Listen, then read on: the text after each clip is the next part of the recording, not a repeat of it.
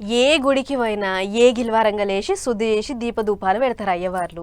ఇక పండుగలు పబ్బాలు ఉన్నప్పుడైతే ఇగింత జోరుగా ఉంటుంది. గుడినంతా ముద్దుగా సింగారిచ్చుడు, పెద్ద పూజలు చేసుడు నడుస్తుంది. భక్తులంతా పోయి దర్శనాలు చేసుకొని మొక్కులు పెట్టుకొని వస్తుంటారు.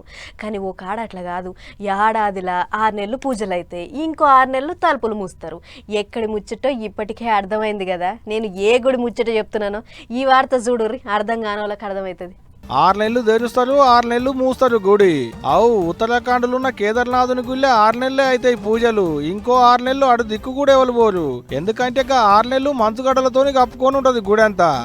అసొంటి కేదార్నాథుని గుడి తలుపులు తెరుచుకున్నాయి. ఇవాళ ఏగిలి వారంగా అయ్యవార్లు ప్రత్యేక పూజలు చేసినాక గుడి తలుపులు తెరిచిరు గిట్లా.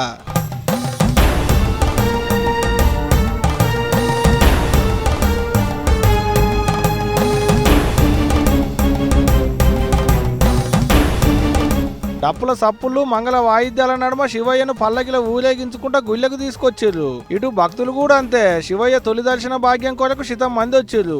ఏడాదిలో 6 నెలలే తెరుచుకొని ఉంటది గుడి. తదిమ్మ 6 నెలలు మొత్తం మంచుగడ్డలతోనే ఉంటది. కాలు పెట్ట సందు కూడా ఉండదు అక్కడ. అందుకనే ఎవరు అసంట కూడా పోరు. ఇప్పుడు గీ ఎండాకాలం గరిమికి మంచు కరుగుద్ది కాబట్టి గీ ఏళ్ళ తెరుస్తారు అన్నట్టు గుడిని. ఇప్పటి సంది గీ 6 నెలలు మస్తు పూజలు అవుతాయి అక్కడ. భక్తులు కూడా శతం పట్టకుండా వస్తారు శివయ్య దర్శన భాగ్యానికి. ఒక్క భక్తులే కాదు, అక్కడ సీఎం సార్సుతో అలా ఇంటి ఆమె నెంబడేసుకుని తొలి దర్శనం చేసుకునే తందుకు వచ్చిండు. వచ్చిన భక్తులకు ఆలుమొగలు ఇద్దరు కలిసి గిట్లా అన్నప్రసాదాలు పెట్టారు.